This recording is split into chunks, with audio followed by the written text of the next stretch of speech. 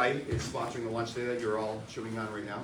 It seems like you're all enjoying very much. Carmine and Luca are going to come up and speak for a few moments about his company, and then we'll start our presentation. Carmine.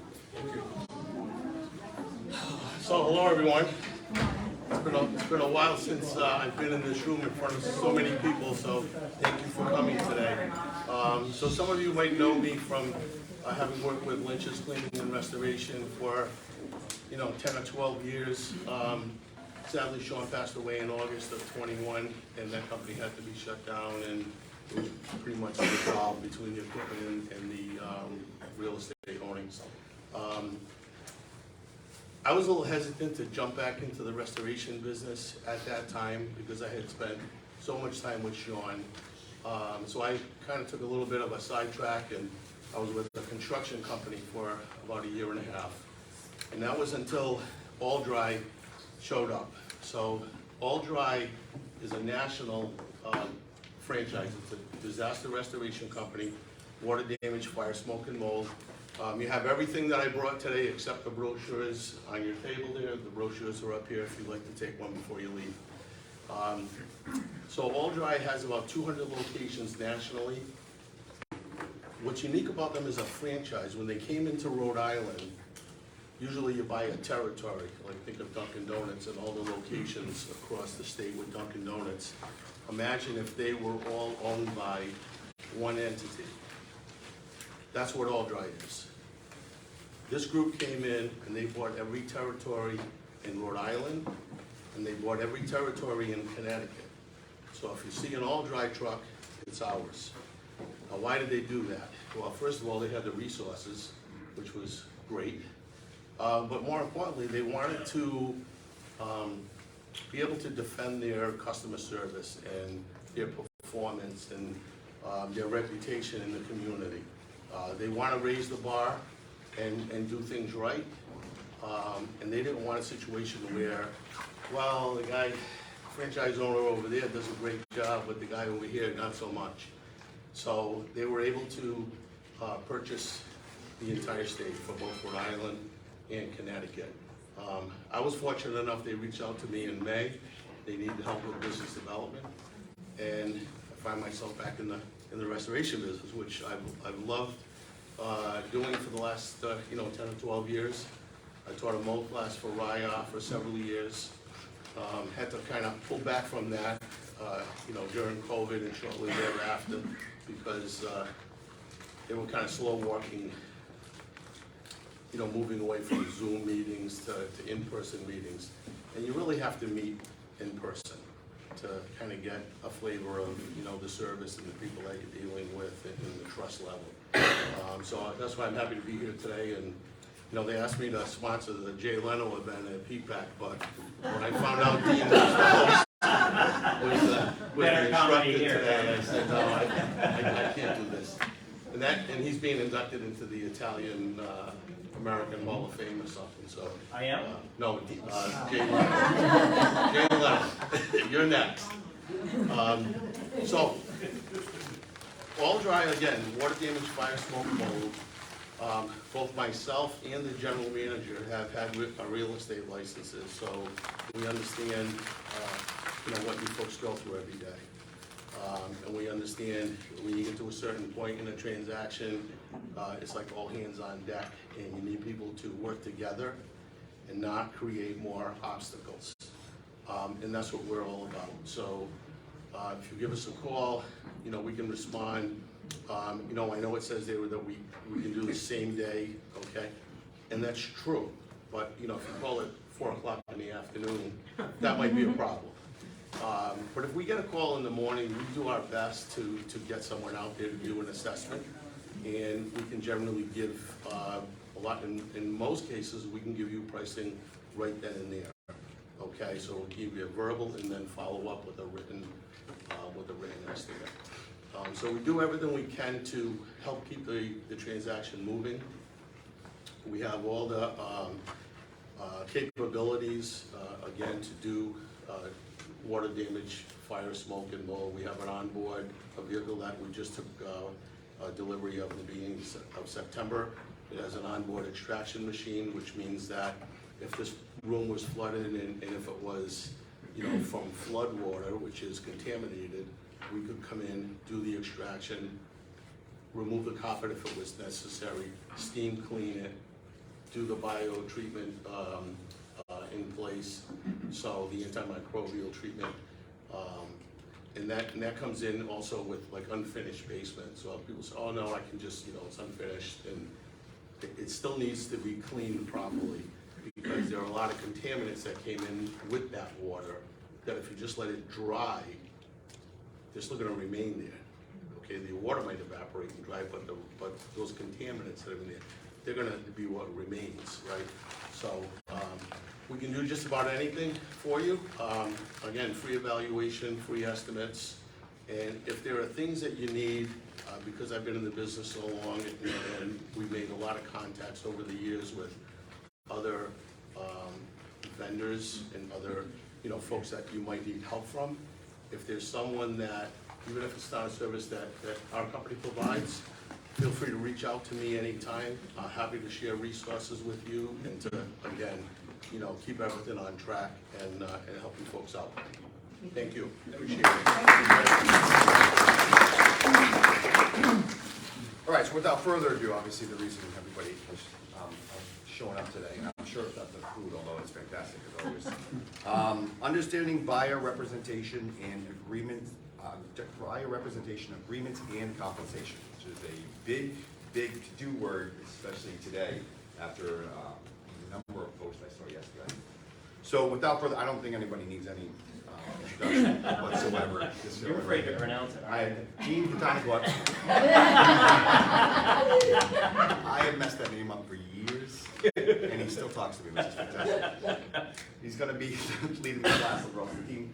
Can I dig in? You're up. I'm gonna exit You're done stage talking? left for you, because you need all the room possible. That's exactly right. There you go. Right here, right here. Good morning. Good morning. Good morning. Good morning. Good morning. Awesome. All right. Are you guys ready to talk about buyer representation and compensation? Oh, yes. How many of you are here only for the CE credits? Just testing, just testing. All right, listen, we've got a short period of time to cover all of this. I'm sure there are a lot of comments, if not questions, from the group. So we're going to dig right in, okay? So I want to lead with a story, if I may. Okay, I'll get out of the view of the camera. I want to make sure that I always watch this. Everybody see the image? All right, let me share a story. A giant ship's engine broke down and no one could repair it. So they hired a mechanical engineer with over 40 years of experience. He inspected the engine very carefully from top to bottom. After seeing everything, the engineer unloaded the bag and pulled out a small hammer. He knocked something gently. Soon the engine came to life again. The engine had been fixed.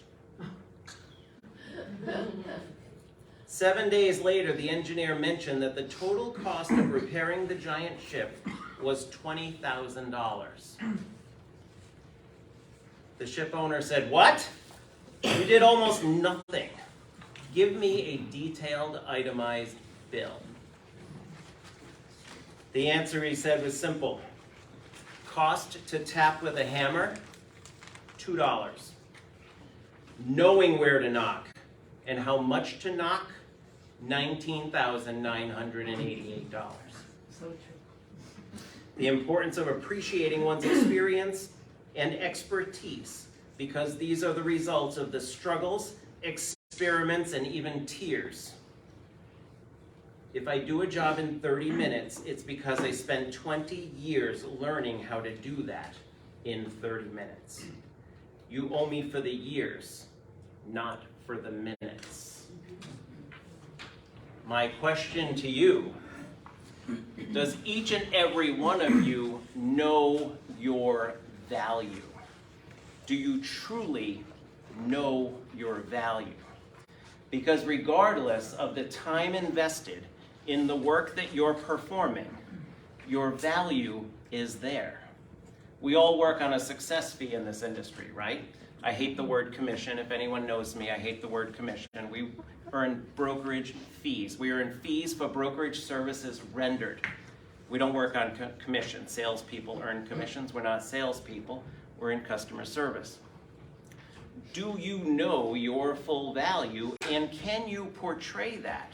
Because if you do your job really well, should you get paid less? If it takes longer to sell a property, should you get paid more?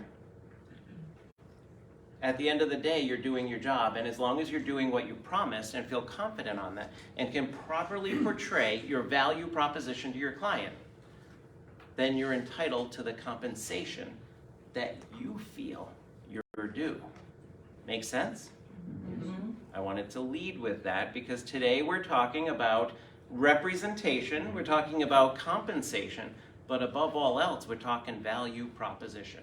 Agreed? Mm-hmm. Great. We're going to start with some ground rules. May I? First of all, we're going to end our session today promptly at 1 o'clock. Here's why. Something's happening at 1 o'clock, and you were all invited. Now, a lot of you are saying, oh my God, am I missing a party? No. But the RIAR annual meeting is being held remote via Zoom, and you all received an invite. And it's important to all of us that we're all engaged in our profession, locally as well as statewide, in addition to nationally. So I hope you're all planning to tune in. You did receive an email, search for it. So we will end at 1 o'clock because we want to make sure that everyone's able to attend that meeting. Right? Next, if you have a question, please raise your hand. You want to share, please raise your hand. This is a participatory sport. Okay? If you need to go to the restroom, it's right outside the door here. Please, you don't need a hall pass. Please just feel free to skip out. If your phone is not on silent, I will fine you for RPAC.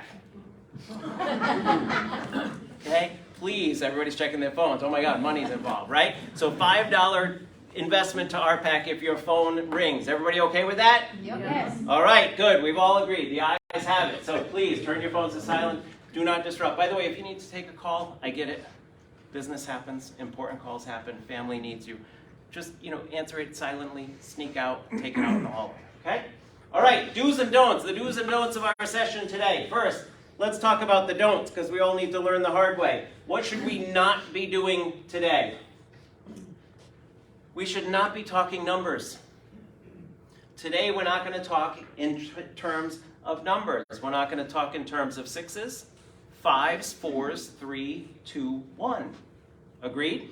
Everyone understands what I'm saying when I say that, right? Yes. Okay, great. We're also not going to talk about how we break down those numbers.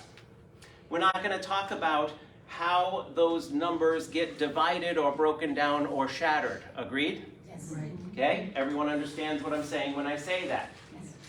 We're also not going to talk in terms of money. We're not going to talk in terms of flat rates. We're not going to talk in terms of expenditures. We're not going to talk in terms of currency. Agreed? We're also not going to talk in terms of zeros, but we are going to touch on the term zero. And did Linda just leave? I know she wanted to be here for this part of it, if you want to let her know that I'm speaking on it. So in terms of zero, how many of you saw Facebook yesterday with posts all about the number zero? Come on. We all did. Absolutely. I want to make sure that we truly understand what's happening in the industry. When we talk about the antitrust lawsuits that are happening, we're going to hit on that. And we talk about compensation. Nothing has changed since the day before yesterday and even today.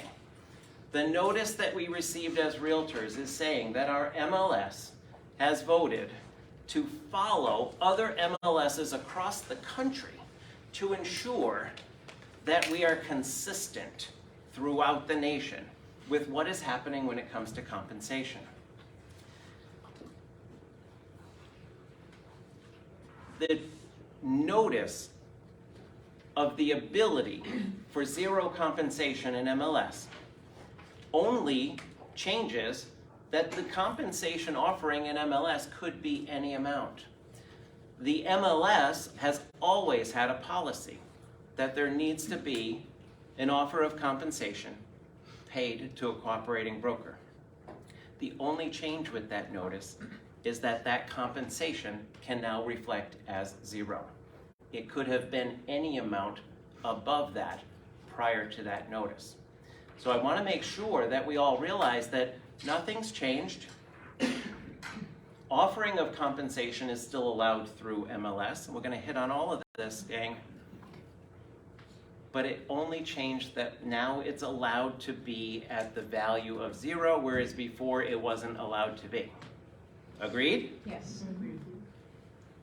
Are we scared? No. Good. Good answer. Say no, Dean.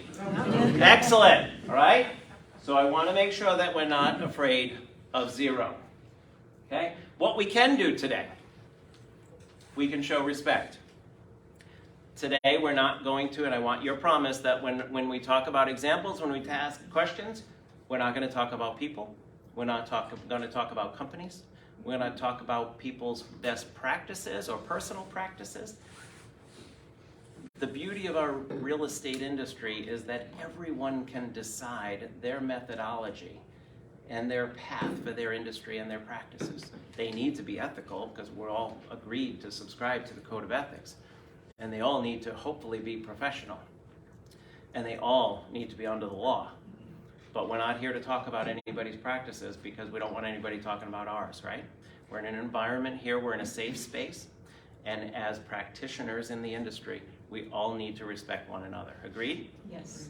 Great. All right. So let's dig in. The antitrust. I alluded to antitrust.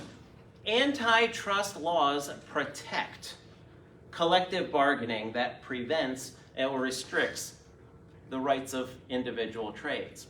And when it comes to antitrust, we cannot prohibit someone else's practices within our industry.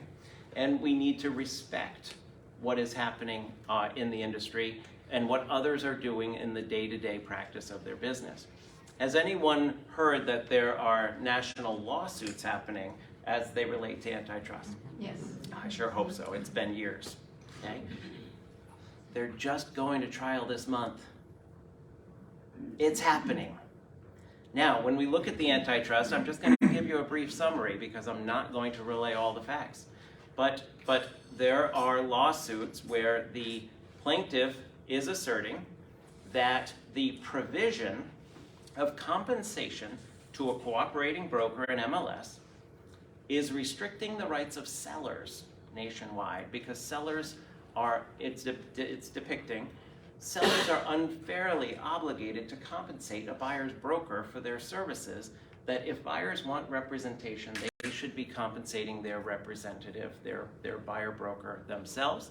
The seller shouldn't be forced to do so. They're saying that it also unfairly inflates list prices because the sellers are working to cover those costs. Now, there are arguments on both sides, and parties to those lawsuits includes NAR as well as large companies. But NAR asserts that it is fair, and it does protect consumers because it creates a level playing field. And the assertion from NAR and their argument remains. The compensation in MLS can be determined by the listing broker and the seller at the time of listing the property. And the compensation to a buyer broker can be paid by the buyer or in part through the MLS offering or other means the compensation can be paid. So regardless of what that compensation is that's being offered in MLS, it is fair and equitable because it's determined up front, as we just discussed. It can be any amount. It can be a percentage, it can be a dollar amount, and it can be a $0 amount. So it leaves us as buyers brokers, because that's the point of our event in our conversation here today. As a buyer broker, do we truly believe our value proposition? Bigger than that, are we explaining it to the consumer? Do we truly feel it in our heart to be able to express it enough so that the buyer feels that value and wants to ensure that you're compensated? How many of you feel you can adequately propose your value proposition to a buyer? It's okay if you're not raising your hand because, you know, sometimes I wonder if I'm doing it effectively, right? We're all human. So the thing we need to realize is, regardless of what laws change, regardless of the result of this lawsuit, it may be overturned, it may be successful. And again, some parties have already settled. And you know what settling cases is assumed to believe that, well, you're admitting guilt. That's not always the case. Sometimes it's in the betterment of all parties just to settle. That doesn't mean you're admitting guilt. But regardless of those situations, the lawsuits remain and the conversations bigger than that remain. And the consumers don't know what's happening. They're not following those lawsuits. They may hear whispers of it. But all it's doing is forcing us to realize that we need to be doing a better job in our businesses of explaining our value proposition and our compensation. Let's be honest, it's easy when we sit with a seller and we discuss our value proposition, our services, and we discuss fees that are due. For some reason, for so many years, we've never been discussing it with buyers.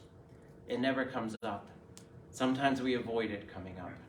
We're working with a buyer and we just hope they never even ask about compensation. And compensation is generally offered through MLS. We don't want to bring it up. We don't want them to feel the pressure of payment, but yet we get upset when we see what the compensation is that's being offered in MLS. Feel confident knowing every industry out there, people go to work to earn a living. If none of us needed to make a living, we'd all just volunteer our time. We wouldn't go to work. We'd focus on better causes, bigger than ourselves. But we all go to work to make a living, and you need to be confident in that and able to discuss that and offset it however possible if you prefer the buyer not compensate. But you need to be comfortable discussing it. Make sense? Okay. So, mandatory relationship disclosure form. Okay? Now, everyone knows that I can talk for hours about representation. Maybe even a weekend. If you guys want to do a retreat, I'll spend some time and we'll talk representation. The key today, as in an overview format, is making sure that we know that a consumer is always entitled to representation. Out the gate, the consumer doesn't have representation. We act as transaction facilitators. We can work with a consumer as a facilitator, but not for the consumer. The consumer has the right to representation. So if we're acting as a buyer's licensee, but buyer representative, I almost said the word agent. Strike me down if I say the word agent, because we're not agents, we're licensees. When we're acting as in a buyer capacity, working with a buyer, it's important that we let the buyer decide what the representation is. Don't assume a buyer wants you to represent them. And by the way, don't assume you want to represent every buyer you meet. Out the gate, you represent no one in a transaction. And the day you meet a new consumer, not client, you're going to have the conversation of representation. And you need to discuss with them the options they have for representation. And it may be as simple as, Mr. and Mrs. Buyer, I need to explain to you, right now, I don't represent you. I don't represent anyone. Unless I'm designated otherwise, I can only work with any parties and facilitate on their behalf.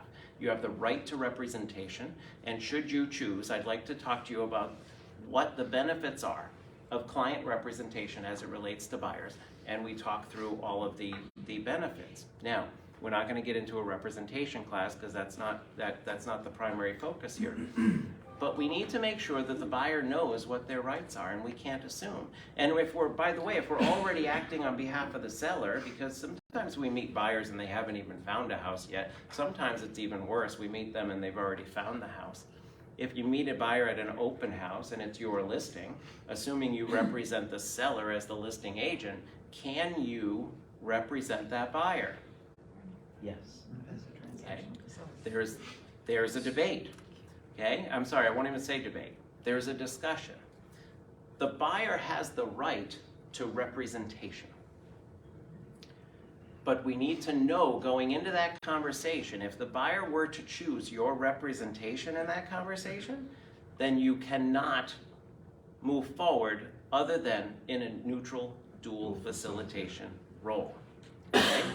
So, if your seller has not authorized you to act in the capacity of the neutral dual facilitator, you can only act as a facilitator for that buyer or refer them to someone if they prefer representation. You can go into a neutral dual facilitator role if both parties agree, as long as that buyer chooses representation, but immediately goes into a neutral dual facilitation. Now, again, we want to be careful not to go into a full representation class here, but we need to understand that the buyer has the rights to that representation, okay? It just may not necessarily be with you, because if you end up being in a neutral dual facilitation role, you're no longer representing the buyer and they're not getting what they asked for in the first place, okay? Okay? So facilitation, you don't represent either party. So it's important that we explain to the consumer what their rights are. And when we look at the purpose of our conversation today, we assume buyer representation. The buyer chooses for you to represent them, okay? We're not in any controversy or discussion or confused situation where it's like, well, do I represent you? Do I represent the seller? Do I represent neither? Do I represent both? Not in Rhode Island, you can't, but what is my capacity at this moment, okay? For today, we're gonna talk about representing buyers. And it all comes down to our topic of the day, which is the buyer representation agreement. How many of you use one? How many of you have never heard of it? Good, okay? So when we look at the hands that didn't go up as to using it, you've heard about it, but you didn't use it, and partly because not everybody is using it, right? So some of you who didn't raise your hand aren't using it because you're afraid, well, if I require it, other agents are not requiring it, and I may not get to work with the buyer because they're going to feel obligated to work with me, and now, you know, they're going to work with somebody that doesn't require it. Now, it's not a required document. It's not a required relationship. But look at the buyer agreement as a listing agreement for a buyer. You are going into a buyer agreement, a contract that obligates both parties to certain aspects, whether it's the length of time that you're working together, whether it's the type of duties that you're going to be working under, and it obligates both parties to that. Now, this is separate from that mandatory relationship disclosure form because that's required. That's why it says mandatory. The consumer needs to know their rights, and they need to acknowledge what your representation relationship is in moving forward in that capacity. In the buyer agreement clearly identifies you as a buyer representative. It doesn't give you the option to work with them as a facilitator. So if you're only going to facilitate for the buyer, you're not even going to consider this. In working with this, you're assumed to be, because of the language of it, that you're representing the buyer. Now, again, it's not a required document, and many don't like bringing it up. By the way, nearby Connecticut requires, you have to have it.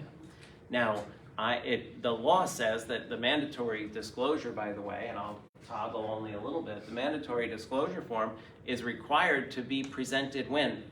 What's the latest point in time that the law says that this needs to be discussed? Well, there's two laws in conflict. Yeah. That is correct. Yeah. And the latest possible time is before the buyer signs an offer. Yes. However, we are all realtors, and we must deal honestly with the public. And the other law says that we must disclose before the buyer gives up any confidential information. Absolutely, right? Now, I heard a combination of those answers in the room, right? So you know, and that is clear. The latest point in time is at the time of writing an offer and technically signing a sales agreement.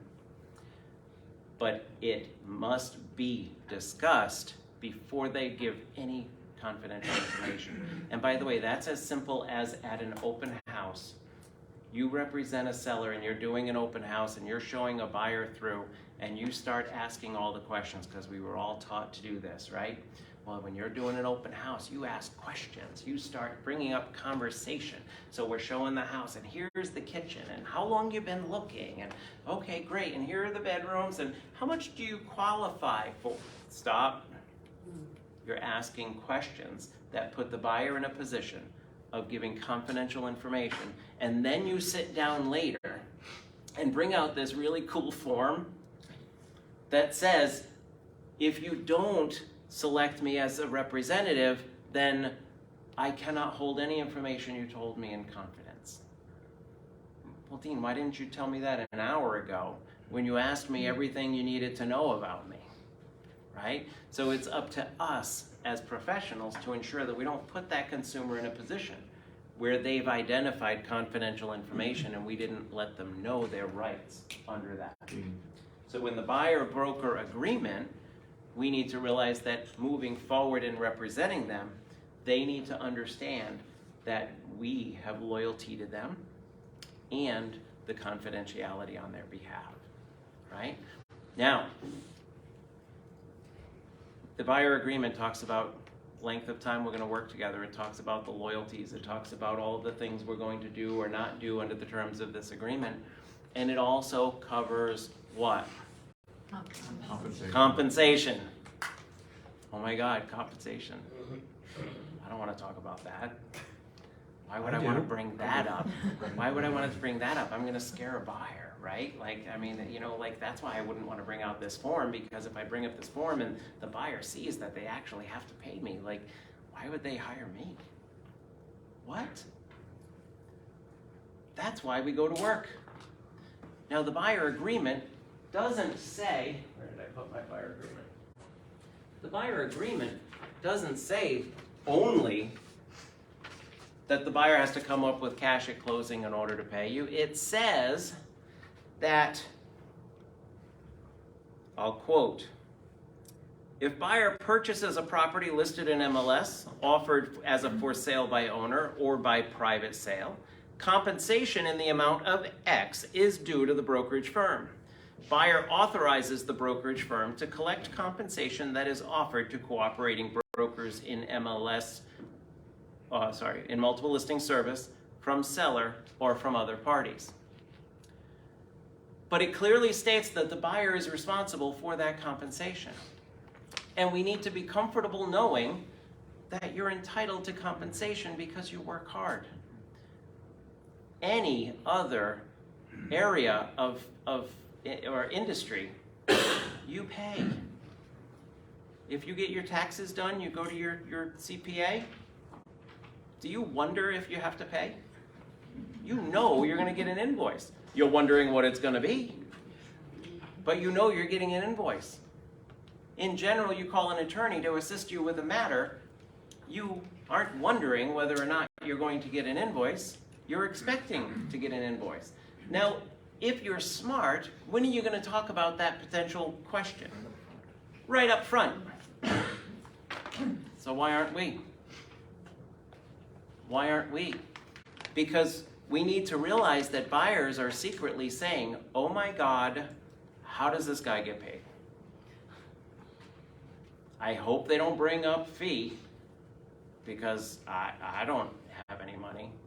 So they go to the entire through the process to the closing, wondering how you get paid.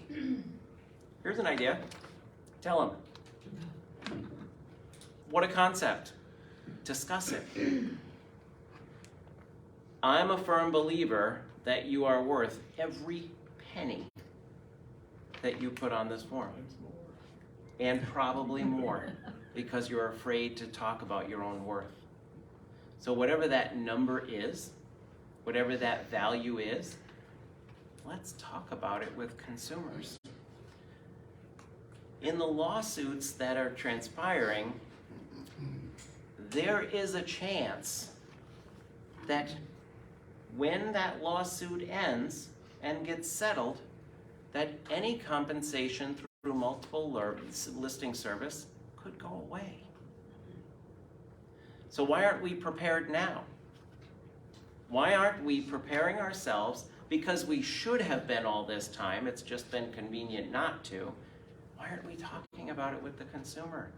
By the way, if your current practice is that you don't want to charge any fee to a broker, that you will accept whatever compensation is in MLS, that's awesome. That's what you're doing now if you're not using one, right? So do that, but do it here, because the language allows you to write it as such. So if your practice is a set amount that may not be covered through the MLS offering, and the buyer is only responsible for the differential, talk about that. Do it here. At the end of the day, we need to talk about it, and the consumer needs to know. If you're working pro bono and not accepting any fee,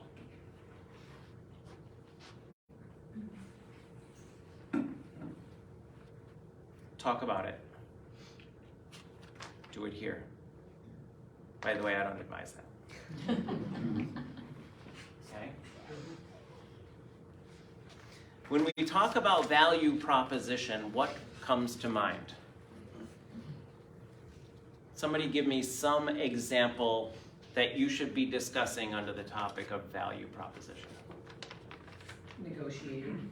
Negotiating, awesome, top, right? How am I at negotiating to protect you as the consumer?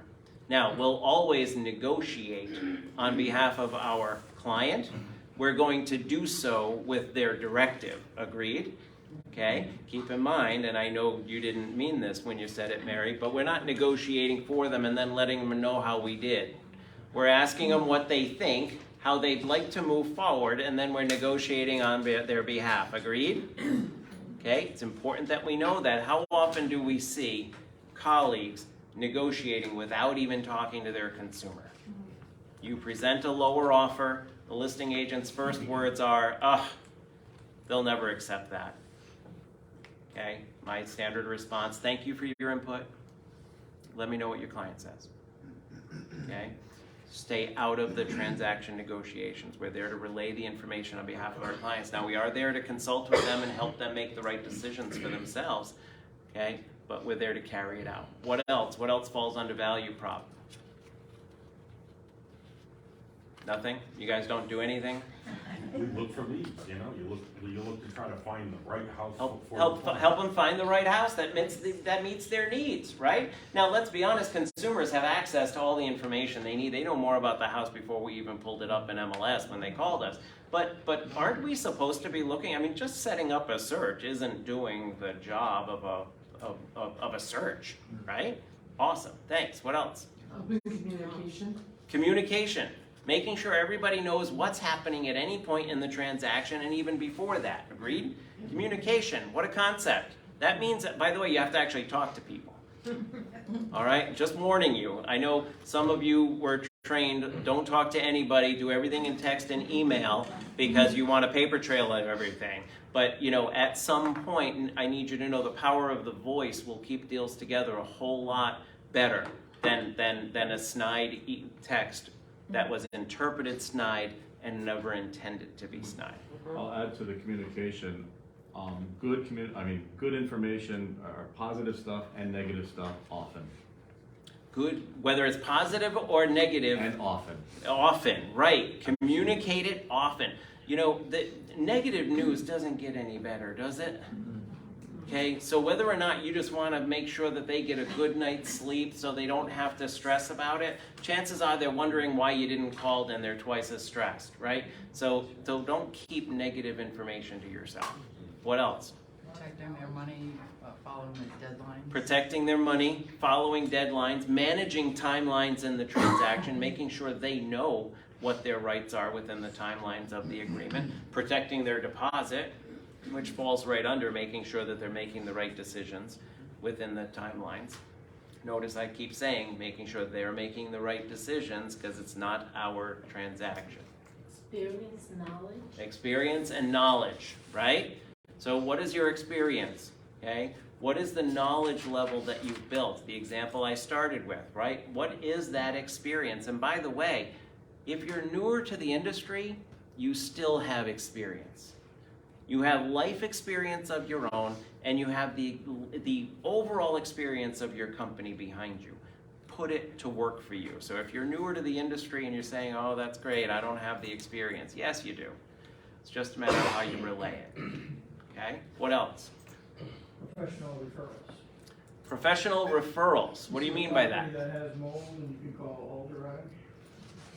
Right, exactly. That was awesome. That was really great. So you can call All Dry for all of the property needs. That's right. So, you know, little plug for our sponsor here today. So, mind if I share your desk? Thanks.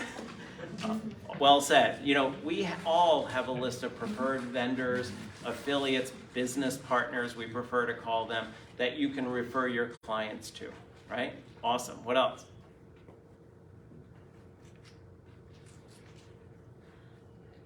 Being licensed, not just. That is the first step, being licensed. I want to make sure everybody here has a license. Now, by the way, if I may, because I know we can joke like this, right? If just having a license is your value proposition, we need to like dig in and we need to formulate something, okay? But yes, definitely be licensed, absolutely. Accreditations, SRS, Accreditations, ABR. education, right? Did you earn certain degrees in educational accreditations and membership subscriptions throughout NAR? Awesome. Anything else? Unfortunately, I hate to say this, but this modern way of who you are as a person. What do you mean by that? The modern? Race, nationality, religion, sex, all of that. Yeah. It's unfortunately, it's a value for too many people in our society today. No, that's true, because people, and what just to repeat for the benefit of the recording, you know, it's who you are as a person, whether it's your nationality, your race, your gender, you know, whatever that is. Now, we're not going down the path of discrimination. What we're going down the path, and I want to make sure, because I see where you're going with that, can we agree people hire people? Yes. They don't hire companies. Regardless of the company you're affiliated with, respect as a broker, respect to every broker out there. They're not hiring the broker. They're not hiring the brokerage. They're not hiring the brand. They're hiring the individual. So that's where you're heading with that. Okay, everyone in this room is being hired for who they are. What's the one thing that you bring to the table that nobody else can? Yourself. People hire people. We can all be up for the same listing, and someone's going to get the listing based on possibly who they are, how they spoke, how they presented themselves, maybe because they've been in the business a long time, maybe too long. Maybe they'll get hired because they're brand new, because they don't have bad habits. There are various ways people get hired, but people hire people. Agreed? So understand what that value proposition and be able to present it. Okay? It's just like a What doctor. else? What's that? It's just like a doctor. Just like a doctor. What do you mean? You go to your doctor, your specific doctor. You don't go to the group. If your doctor was to leave the group, you're following the doctor 9 times out of 10. Absolutely. Absolutely. Right. Unless they relocate and you just can't, and then you're Correct. fumbling, right? Correct. So, but that is true. It's a relationship industry, isn't it? And regardless of those services, anybody here work in a team capacity? Okay? If you're in a team capacity, that's your value proposition. Okay? Now, we say people hire people. So a member of the team will be hired. But it's the services of the team that become part of that value proposition. It doesn't mean that you can't outsource or leverage your business through other people and engage others in your practice, because that's part of your value proposition. Sometimes our value prop is just ourselves because we prefer to handle everything ourselves. Some value propositions are the power of we in a team environment. Whatever that looks like, that's what you're presenting to the consumer, and that's what the consumer is hiring. Agreed? Whether it's a buyer or a seller. What else? Professionalism. Professionalism, right? How are you conducting yourself in the business? Okay? When we look at the power of that, the C2EX designation, you know, always be professional in everything that you do. And by the way, if you're professional, talk about it. Talk about what it means to you. Talk about what they can expect from you when it comes to that. Sometimes there are these theories that, well, you know, they will just figure out that I'm professional, you know, so they'll hire me because they'll see. Well, you know what, you meet with a buyer for an hour, I think it's hard for them to actually understand that you're professional all the time. They just think you're on show right there, right? So if you're a professional and you have a reputation for being professional, talk about it. Make sure the consumer knows your relationships in the field. Make sure they know how you conduct yourself in the field, because can we agree that it's relationships in the field that help keep transactions together? Okay? So it matters. So create those relationships. Too many times I see agents are not focused on relationships. They're just hardcore for the deal, not even for their clients. I'm good if you're hardcore for your client as long as you're respectful about it and professional in every way. Okay? It's very important. So thank you. What else? I was going to say what you touched on it, reputation. Reputation. Yeah, by the way, we all have the ability to leave a legacy. The downside to that is we all get to decide what it's going to be. Right? Your reputation will follow you. Okay? So be mindful of it. Make sure you dictate what that is. Anything else? Please. I'll throw in something. So I would talk about a proven process or strategy that as a buyer's rep I could employ and help. Awesome. Thank you. Yes, strategy.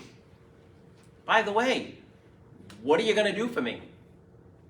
What are the mechanisms, the methodologies that you use in your practice to help buyers find houses, secure the offer, secure the closing, a successful closing? What is it that you're doing? Okay? How many of you feel that inventory is really low and it's really hard to help a buyer find a house? Okay?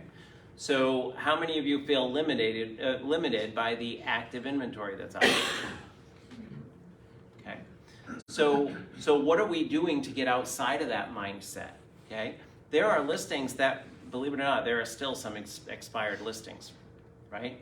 So not many, but there are. How about those listings? Do you think those sellers might still want to sell? What are you doing to help source a listing other than what's active on the market? Maybe there are withdrawn listings, as long as they're not withdrawn right to relist.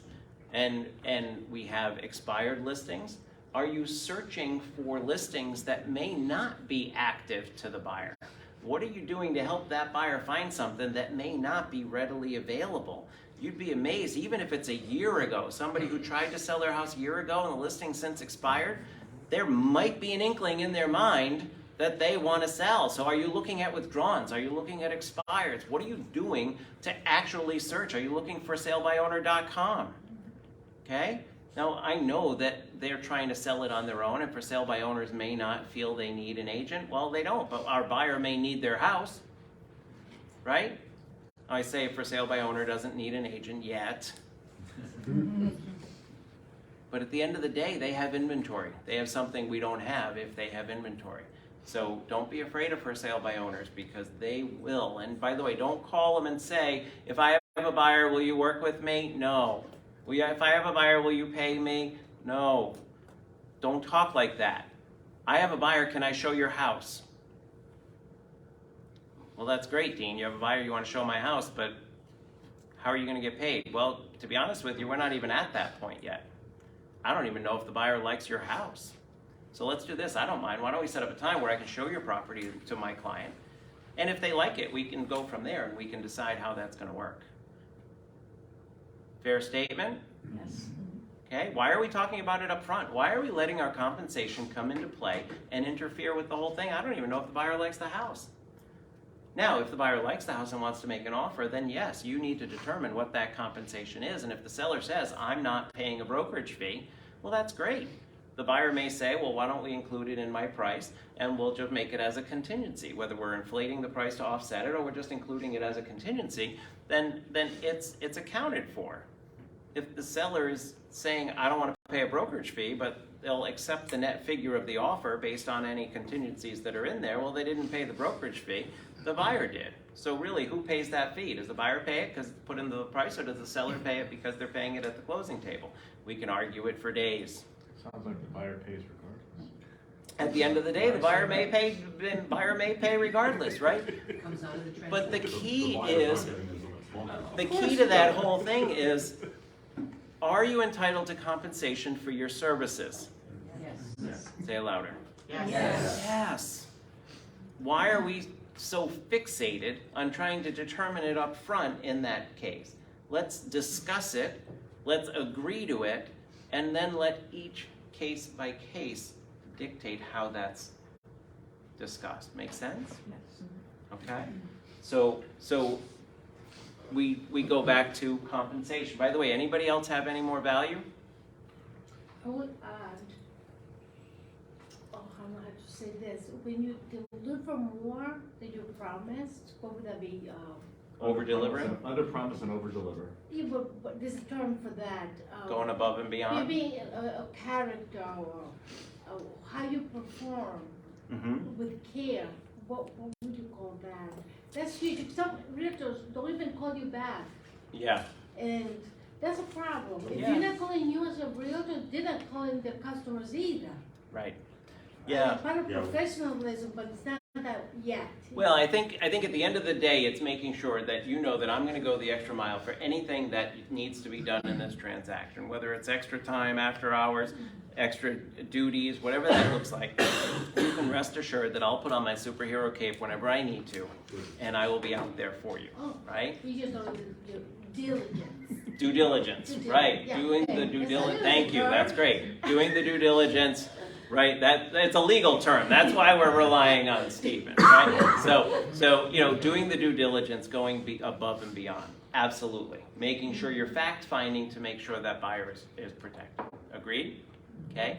Now, all of the things that came out of this, and by the way, there are more, all fall under that value proposition title. So the question I have for you is, did you remember that? Okay, because I know in the room, as soon as somebody said that, oh yeah, of course that does. Yeah, okay, of course that does. But this is why we can't explain our value proposition, is because it doesn't come to mind. So if you're not actively working with a buyer presentation, okay, how many of you have a seller presentation? You go in, show and sell, right? Okay, how many of you have a buyer presentation? Okay, a few less, but still many. Okay, make sure you're presenting that. The hard part today is most buyers call us and they just want to look at a house. So we go out and show them a house. Now gone are the days where they say, hey, I'm thinking of buying a house. Can I meet with you? Okay, let's meet at the office and let's hang out and let's talk. We spend 3 hours with them talking about their search. Well, that might be a little bit abridged now. Buyers they're like, okay, I'm ready to go. Okay, let's go. But we need to pull them back and we need to talk about it to make sure they know, what is that transaction like? What are they going to experience? Not just, here's how we're gonna find a house. Here's what happens when we do. And this is why I get compensated. Can we agree that we get compensated more for what we do to keep it together than we actually do to get it together? Yes. Buyers can find a house without us, can't they? Yes. Yeah. Well, let's be honest. They can. Just like sellers. Can sellers find a buyer without us? Of course they can. It's what happens after. Mm-hmm. It's our experience, our expertise, it's our due diligence, it's all of our efforts, it's our experience that allow us to get that transaction to closing, because that's what they can't do without us. And that's where the value of a realtor will always remain essential to a transaction, is handling the details so that we get to that. Agreed? Yes. Okay. Now, we're gonna talk about compensation. Funny, you thought I wasn't even gonna get there, right? In talking about compensation, it's also important to realize that when we look at the KWAOR legal hotline stats on a regular basis, this happens to be last month, okay?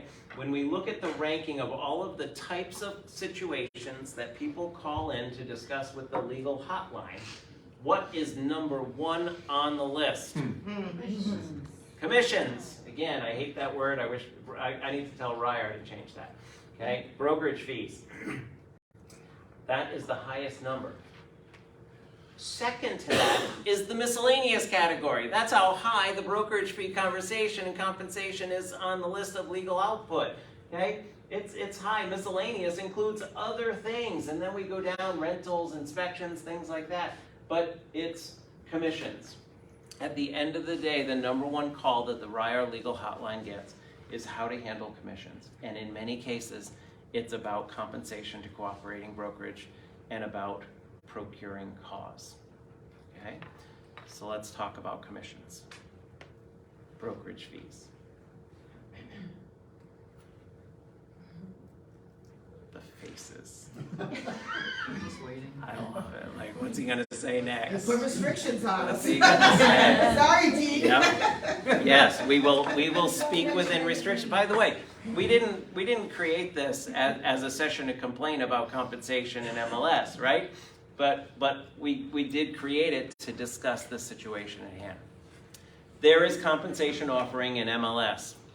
It's a unilateral offer of compensation to the selling broker, the procuring cause. Now, of course, procuring cause becomes a rabbit hole in itself, that you need to be procuring cause to be entitled to the compensation that's in MLS. The reason we talk about the buyer agreement and compensation being discussed with the buyer up front is unless you've had any conversation otherwise with a buyer, and if you're procuring cause, then it's only the offering of compensation in MLS that you're entitled to.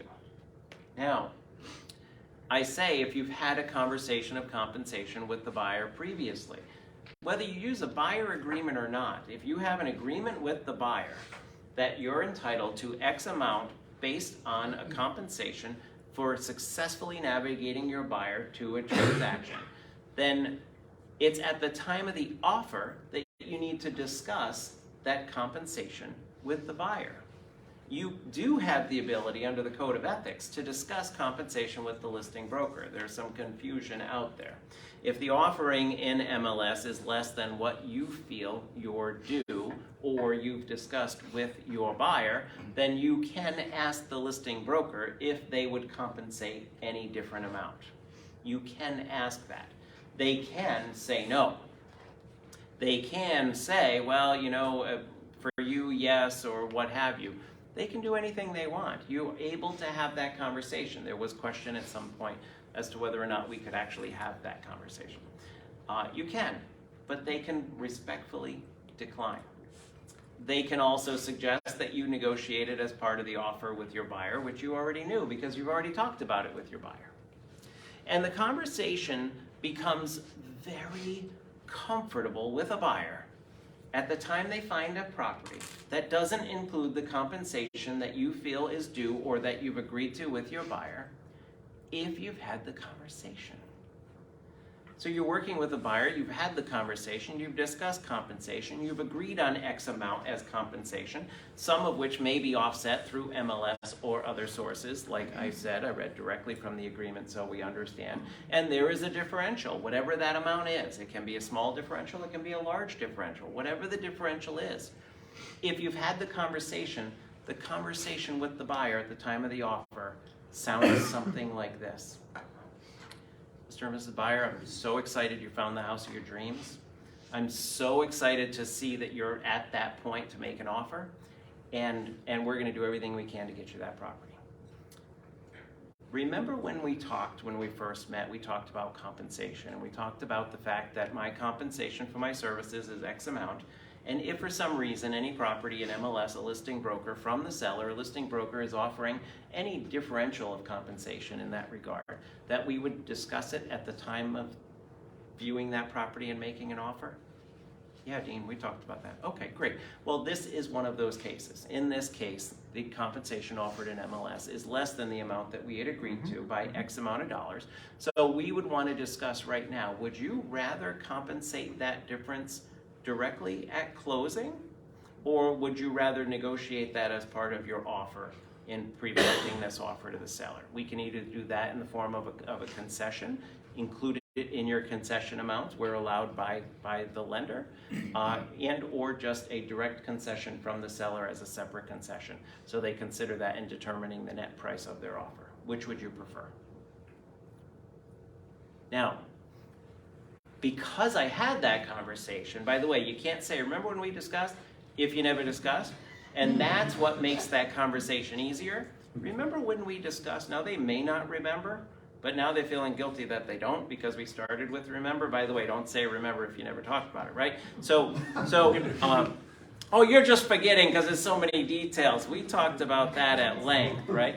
So we can absolutely, that is the time to discuss this. Remember when we discussed? Well, this is one of those situations. Which would you prefer? Paul, question? No, if you do the buyer's agreement right up front, it's there. Well, if you do the buyer's agreement, it's there. Absolutely. Yes, absolutely. If I've had that where I said to people, do you remember when we signed this? Oh yeah, I do. Great. And you roll forward. I mean, that's... Yeah, well, same scenario. Remember when we signed this form? Well, this is one of those situations, Yeah, right? it's easy. So, yeah, absolutely. The whole remember when is great if you'd actually discussed it, okay? The hard reality is the opposite of that, where you never discussed representation because we're scared to. By the way, I was scared at one time too. I get it. We're scared to bring it up. We don't want to make it awkward. We don't want to make it about our fee. I don't want them to think I'm getting paid. By the way, the Department of Justice says we can't even use the word free anymore. How many of you learned when you first got in real estate, veterans in the room, that when you first got in real estate, the best way to present your value prop to the buyer is say, my services are free. That's what I was taught. Okay, there's a few in the room that were taught with me. You're just afraid to raise your hand. So I remember you in class. so you know, work with me here. I'll work for you, and my services are free. Deep down inside, well, and at that time, by the way, there was always a unilateral offering of compensation in MLS. It was always the same amount. There was never a debate. It was always offered, and all of that, right? We didn't have to think about it because it was free. But we can't use that word. Okay, because if you're getting paid, your services are not free. So don't use the word free. If you're still using the word, stop, because your services aren't free. It may be no cost to the buyer, but they're not free. Make sense? So now when we get to that, remember when we discussed compensation with the buyer, okay, this is one of those situations. Which would you prefer? You could either pay the differential based on this, and let me show you what that is. MLS is offering X, our agreement was Y, so the differential is Z. You can either pay that directly at closing, because it always should be done through the closing, okay? And or we can work to include that in your offer. Which would you prefer? Well, Dean, I'd like to do that. And by the way, if you're paid by two parties, don't lose that thought. If you're paid by two parties, our code of ethics requires that we always disclose to all parties that you're paid by two parties. If the buyer is paying a differential and the seller is paying through MLS. Make sense? I want to make sure you know that. Linda. So, but ultimately it is the buyer who does pay. But ultimately it is the buyer that does pay. So let me go down to the root of that. Ultimately, it's the buyer's responsibility that you get paid. If the buyer is paying that amount as a separate line item at closing, then yes, they are paying. If the buyer is rolling it into their purchase as a concession or inflating it to lenders in the room, don't listen, inflate the price to allow for the brokerage fee, all that stuff, right? So you know, if it's included in that offer, whether it's part of that initial price or an increased amount to allow for concession, then ultimately the buyer is paying through the sales price because of that negotiated amount. Even if the final sales price is less than the asking price, because it's still an inflated amount, which brings us back to the antitrust lawsuit and the questions on the seller side as to, you know, are these amounts inflated? at the end of the day, you're entitled to get paid. You just have to tell them. And you have to believe it. Crystal. Dean, going back to when you collect compensation Yes. from two different parties, being say the seller, MLS through the seller, and then to your buyer. Yes, great. You said we have to disclose it. In which form or way do we disclose that? Awesome, great question. So how do we disclose to all parties that we're getting paid by two parties in the transaction? On Literally, it should all be done on the closing documents. And if all parties, now here's the thing we need to work on, and I definitely want lenders in the room to help us with this as we continue to move forward, because if we use an ALTA statement at closing, all parties sign an ALTA statement. So if it's on the ALTA statement, then all parties are disclosed because it's there, because everyone signs those documents. If it's on a CD and each party only signs their half of the CD, then the other party is not seeing it. So if it's only on the buyer's side of a CD, then it could be as simple as a document that's drafted up that says all parties acknowledge that the brokerage fee to be received in this transaction is being paid by this party, and everybody signs it. So it doesn't have to be some magical form. I'll come up with a form if you need one. But you know, everybody knows I love my forms committee. But at the end of the day, it's just making sure it's disclosed. The ALTA statement is the best, but an ALTA is not always used. Agreed? ALTA is not always used. So any help with that on documentation would be great when the situations come up. Questions over here? If you're representing the buyer, can you get paid outside of closing so the seller doesn't know how much you're being compensated? Great question. If I'm representing the buyer, can I get paid outside of closing so that the seller doesn't know how much I'm getting paid? Yeah, and so it doesn't mess up the lending part. No. The answer is no. Okay, it should be paid at closing, and it's not about messing up the lending part of it, because, and especially as this evolves, we're going to need to see in the lending arena that we find ways even to finance these types of fees that may no longer be paid, right, or aren't being paid in the amount now. But nothing should ever be outside of closing. The second you start using words like outside of closing is the second you start using the word fraud. And I say the word fraud because it's the only thing that rattles us. Okay, how many times do I have, agents say to me, we're doing an addendum because we don't want the lender to know about it, and I'm going to write up an addendum that says that nobody knows it's happening.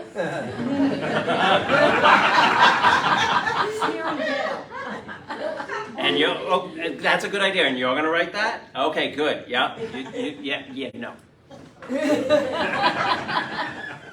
No, pull it back. So at the second you start writing something that's not being submitted to the lender, I need you to know that it is fraud. You're party to fraud. Now, I'm not saying there aren't, block your ears, block your ass, block your ears.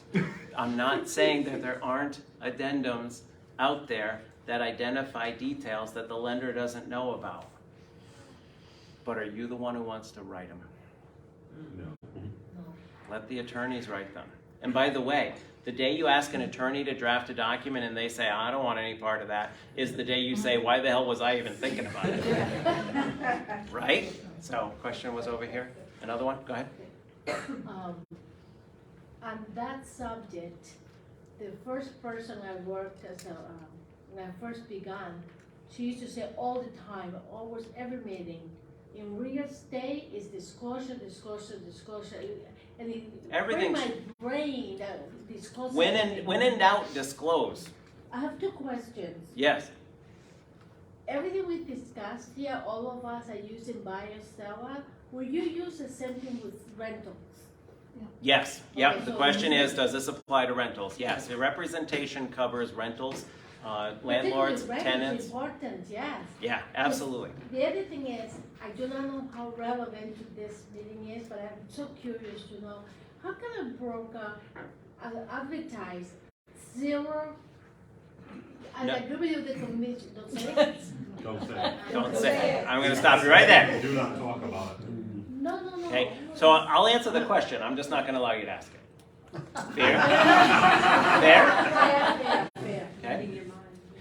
So we need to realize that whatever the business model is of any company, or hopefully, I'll say licensee, but within the rules of the brokerage and the policies of the brokerage, whatever that is, whatever their ability is to market, whether it's a negotiated fee, whether it's services for waiving of fee, whatever that opportunity is that they're presenting in their business is their discretion, okay?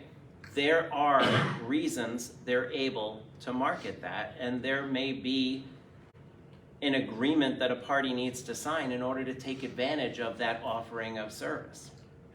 It may be to the advantage of the consumer, it may not be to the advantage of the consumer, but isn't it the consumer's decision to decide that? Now, there are ways and taglines and ways that people will generate leads by creating an opportunity when we're talking about whether or not, sell with me for this, I'll do this, and I'll do this, or I'll waive this, whatever that is. But that's within their business rights to do so. By the way, you could. Okay?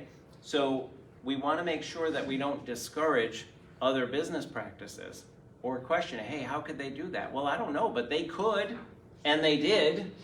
And the question is, why didn't you first?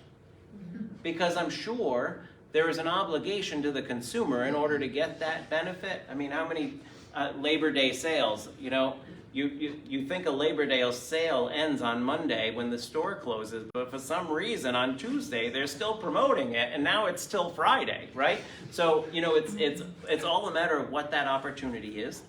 And it's the opportunity to bring a consumer in to get them to the table. Can we all agree it's all about just getting at bat? Yep. We all just want more at bats. So whatever that slogan is or whatever that promotion is, it's the same thing with your compensation. We all have the right, don't lose your thought, we all have the right to offer our compensation under the policies of our brokerage, whatever that compensation is. It can be a set amount, it can be a tiered amount, it can be an offset amount. It can be if this, then that, and whatever that, don't lose that thought, and broken down to be identified.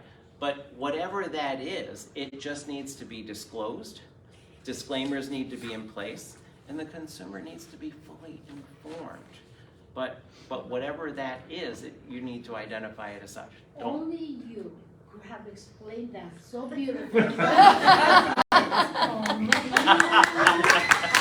Thank you. Now the question is, can you repeat it? Lisa.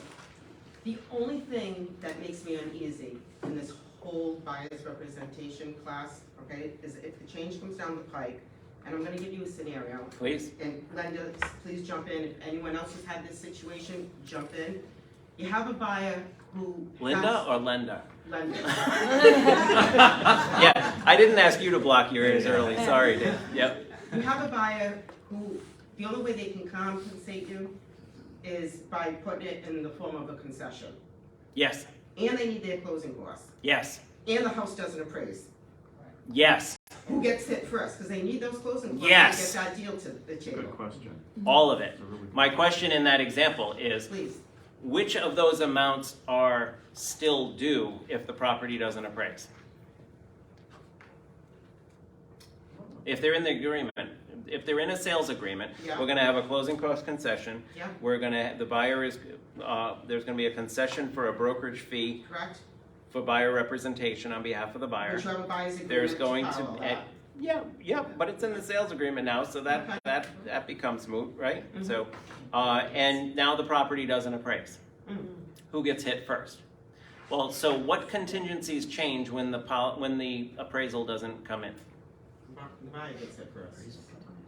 Well, no, let's stay with me here. Which contingencies in a sales agreement change when the appraisal comes in? Well, do you have a contingency in there that says subject to the property appraising at or above purchase price? Wait a minute,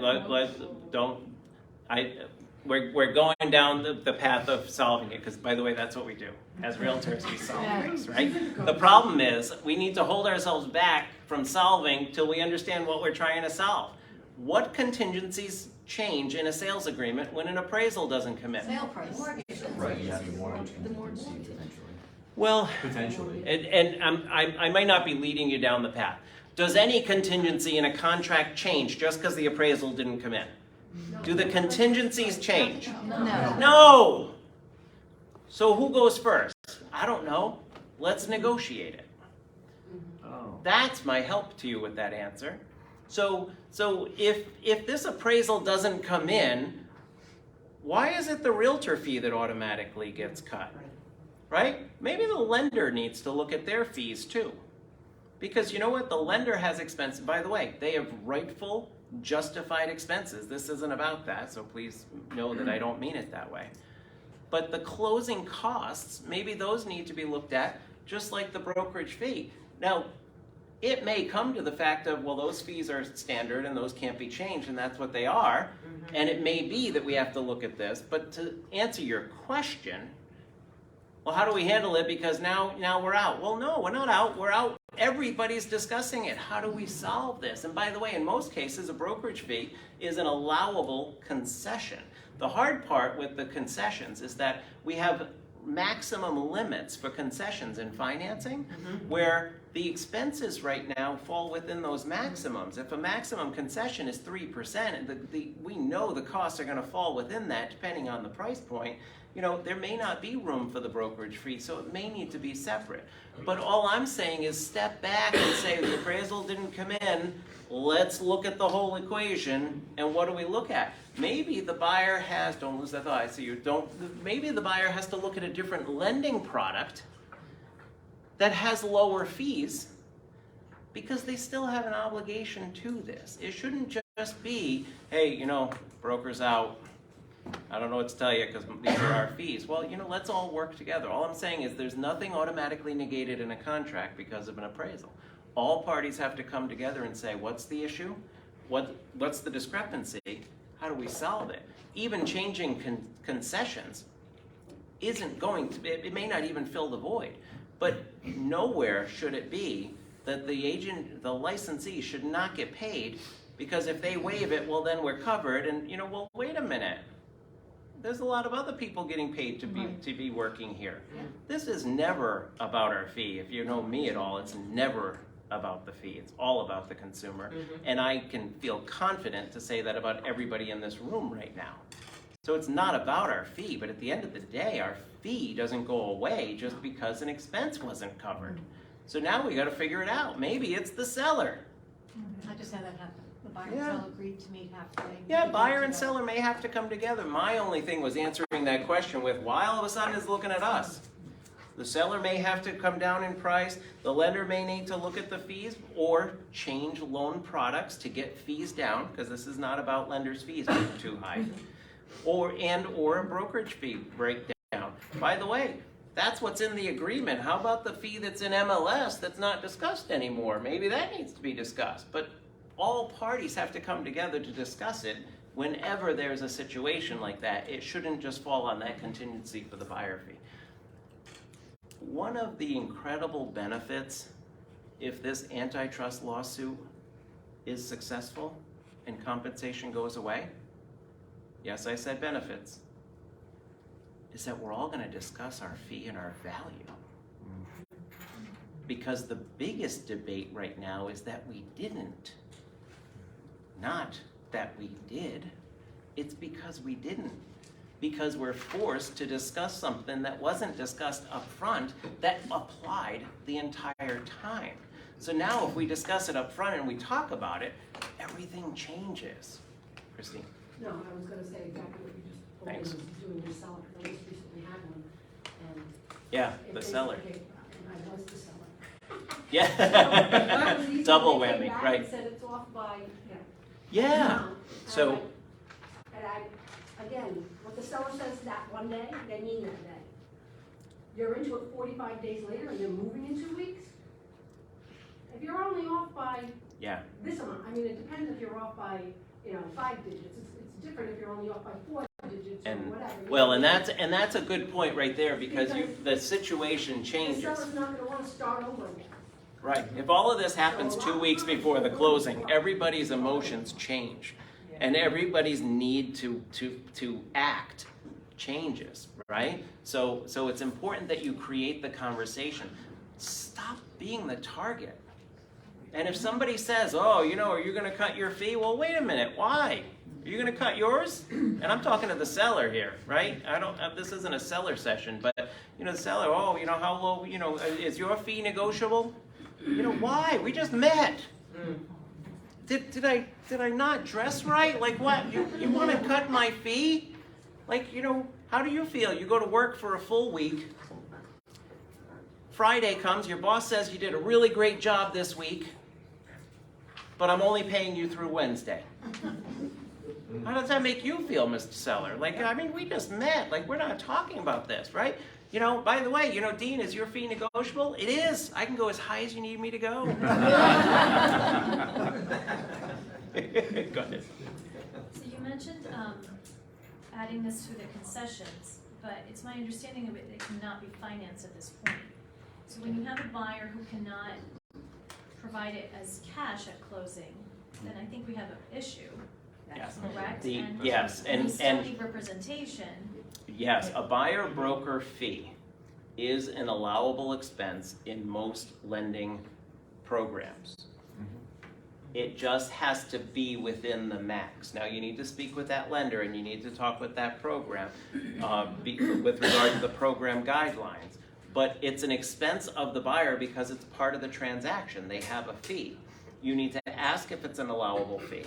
And then you need to make sure, again, if we have a 3% max on closing concession and the costs and escrows all come into play, I call them costs at closing rather than closing costs because it's closing costs plus prepaids plus escrows. So if those already max at the 3%, well then there's no room for it. So it may not necessarily be a non-allowable cost, it may just be no room for it. So have the open conversation. But the bottom line to your question, if there's no room for that concession or it's not an allowable concession, then the buyer needs to pay it.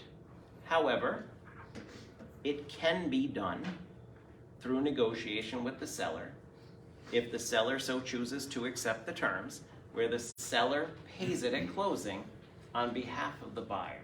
So you have a closing concession and you have a brokerage fee to the buyer broker on behalf of the buyer, which is separate from the concession and it doesn't negate this maximum amount. Make sense? Because anything can be negotiated. The bank, the buyer's lender can't say, well, the seller can't pay that fee. You know, it's separate from their wheelhouse. So is it cutting into the net proceeds of the seller? Yes. But every seller should be accepting an offer based on the net sales price to them, cash in pocket, after they've paid any of the expenses there. Who cares what they are, as long as they're legal? Who cares what they are? And by the way, you can't negotiate repair costs and all of these things without lenders' permission. But whatever those expenses are at closing, they're just agreed upon. And when we negotiate with our sellers, we need to talk about net sales price, not expenses. If our sales price is $400,000 and after all expenses, the seller is going to net $380. Well, as long as the seller wanted $380, then they got what they wanted, didn't they? And as long as those expenses are approved, then we've got that covered. Make sense? Now, it's not an easy conversation. But again, if we go back to it and we say, well, you know what, there's compensation due. And as a buyer, we agree that you would pay me X amount, my fees are X amount of dollars. So would you rather pay that out of pocket at closing? Or would you rather we ask the seller to pay it on your behalf as part of the offer and pay it at closing? Well, the buyer's of course gonna say, well, we wanna do that. Okay, well in doing that, we need to realize that the net proceeds to the seller are that much less and the seller is determining on your offer based on this. Well, I don't know, that offer might be too low. Oh, would you rather inflate your offer so that the net to the seller is more? How would you like to proceed? It doesn't negate the fact that it's due, it's just how we facilitate it. Yeah, but then again, with the appraisal net. And then we come back to that, but so I'm sorry, go ahead, finish that and I'll go right to that and thank you for the... No, it's just I asked my lender straight out, can this be financed? And they said, absolutely not. So that is the... Can it be financed? Can my is compensation? Can compensation be financed is a different question from can this be part of the closing concession that the seller is paying at closing? And can the seller pay this at closing on the buyer's behalf? That doesn't make it financed. So it wasn't added on to the top of it, of the price, it was, can it be used as a concession? And the answer was no, at least to the lender I was speaking to. Well, and it might be the lender product, right? I don't wanna put that on the lender because, by the way, they're here to help us make this happen too, right? They're not here to deny this. But it may be a situation that it wasn't allowed at that moment. And to the point of the appraisal, we can't change the value of the house. Right. If the buyer has an obligation to compensation, and the lender has certain expenses that pertain, and those fees need to be paid as part of the purchase, and the property doesn't appraise, and nobody agrees to agree to anything otherwise, then we might need to help the buyer find another house. That doesn't mean we don't get paid. Now again, I'm not out here saying, oh, realtors should, realtors are due. Oh, no, we're doing a service and we want to get paid. Everybody listening in goes to work and wants to get paid. We're not asking a buyer to pay anything out of the ordinary. We're just asking for compensation for the services. By the way, you need to perform them. Do your job, but know that it's important that compensation is part of it, and it needs to be handled professionally, and the consumer will respect that. I have more buyers asking me how I get paid than those who are avoiding the subject, because they respect what we do.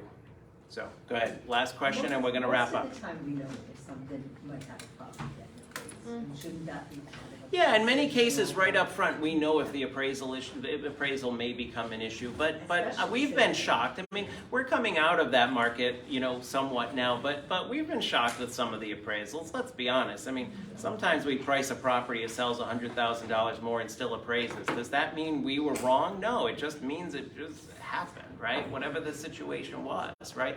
So, but what's most important is that we feel confident in our abilities, we feel confident in getting compensated for those abilities, and we, bigger than that, educate the consumer on the ways that they can ensure that we get compensated for those services, whether it's from themselves or from the seller. Make sense? Yes. Clear as mud? Yes. Awesome. Thank Do you have anything left to finish up with? Just commercial for... Come on up. We got the commercial break. Great class. Thanks, team. Dean. Thank you. The issue is it opens up a lot of other questions with the lending aspect. That could be another hour long, just right there. Yes, no, It's a lot directly. I tried to be very clear to make sure that it's not on the lender. And you're not necessarily wrong in the case of you're not supposed to finance concessions. Right?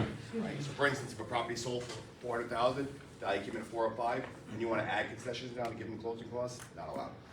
Right. That's yeah. financing concessions. Can't. If they're already in the pre-existing agreement, a lot different, right? If it comes down and they get removed because of it, a lot different.